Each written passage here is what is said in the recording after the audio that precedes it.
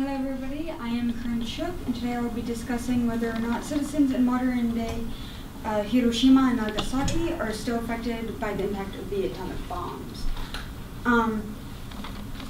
The first atomic bomb was set off on August 6, 1945 on the city of Hiroshima, with Japan not showing any surrender on August 6th. 3 days later, on August 9th, the city of Nagasaki had the second bomb dropped on it. These which were found from World War II in the Pacific by the U.S. Holocaust Memorial Museum.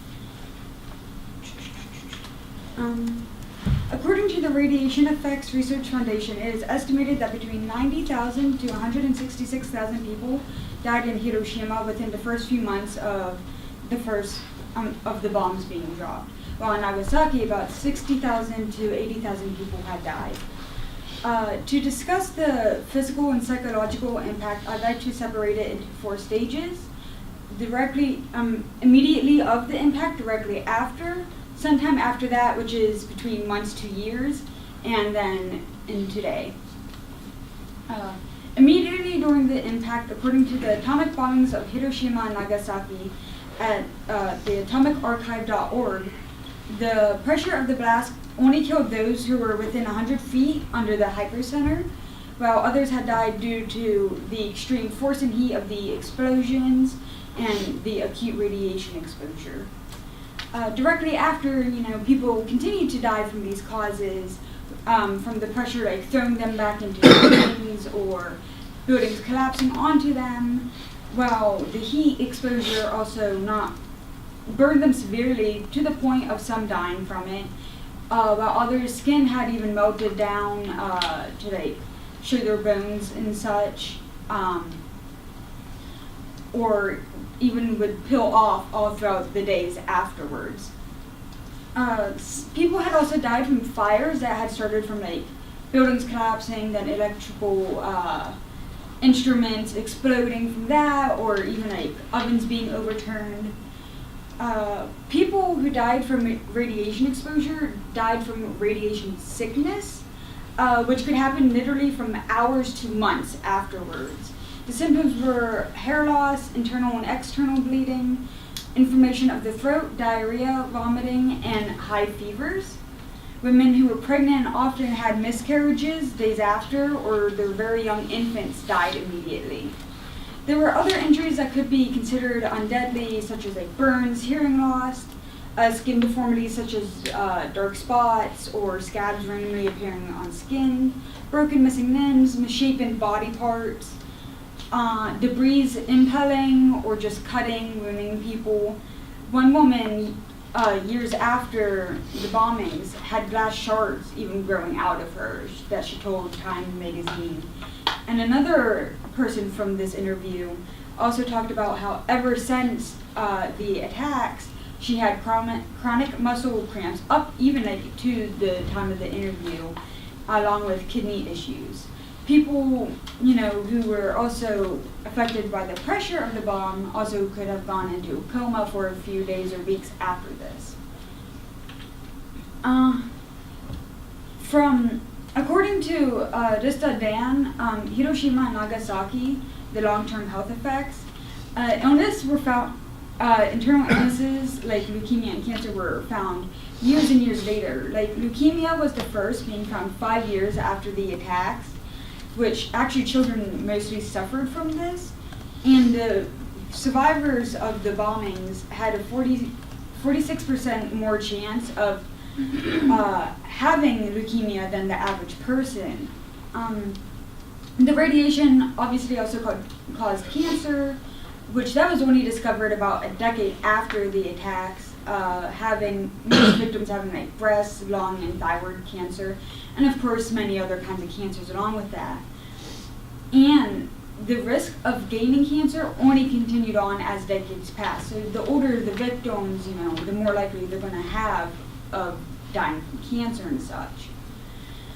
Children who also survived the womb, if their mother was pregnant at the time, had a much higher chance of having intellectual disabilities and impaired growth, along with also developing cancer later in their life.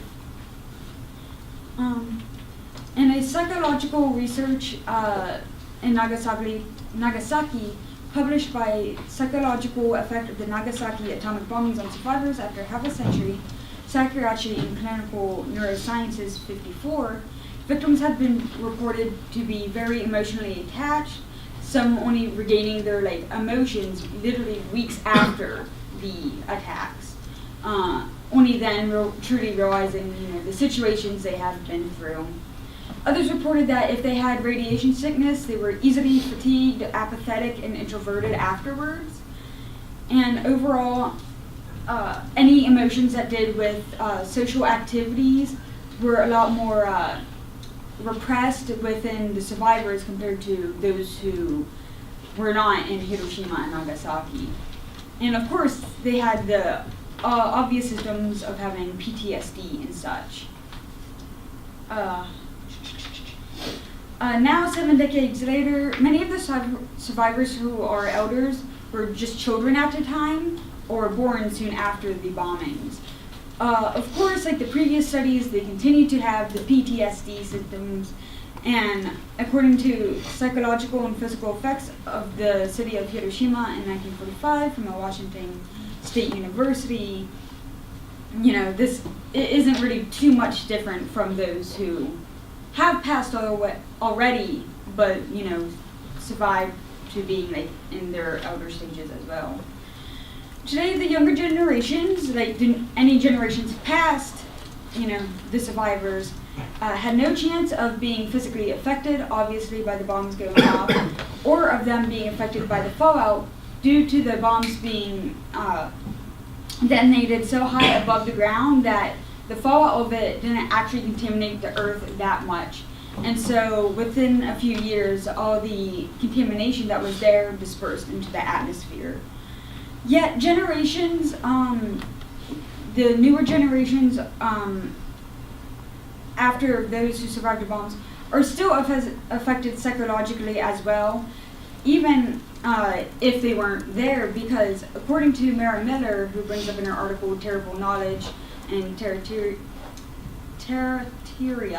Trauma, I apologize, I believe I said that wrong, children from Hiroshima and Nagasaki who grew up with parents having been survivors would see their parents suffering or having episodes, having to help them a lot if they are missing, let's say, a few limbs and such, or even had distorted caregiving to them. Relatives would possibly have to come in and help those families due to maybe injuries or the parents not mentally being capable of handling the situations, having to take the responsibility for those families. It is also important to note that while some children and families, are affected by family members who are survivors of these attacks, many are affected by the cities themselves, such as in Hiroshima, they have this giant peace memorial and a museum with it that they have even high schoolers volunteer at.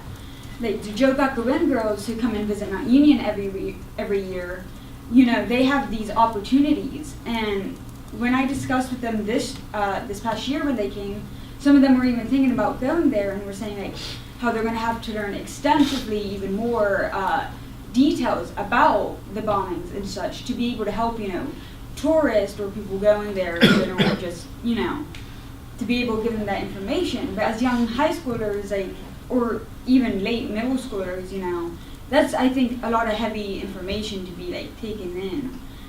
And it's not to mention the fact that schools in these cities also highly emphasize these in their curriculums, more so than the rest of the schools in Japan or even in the world, And so even without having family members being survivors, they're still constantly reminded by the cities themselves.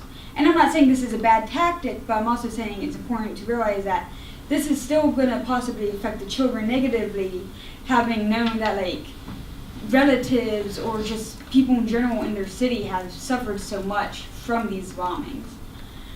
Overall, I found that other than the elders who are still alive, who are still affected by the bombings physically and who have the illnesses, you know, other than them, the younger generations don't have any physical issues from the bombings. But both groups are both affected psychologically, though very differently. While the survivors have more of PTSD, while the younger ones more have to carry the distress of the cities and the heaviness of what had happened to survivors in their cities. And that is what I found. These are my resources. Thank you.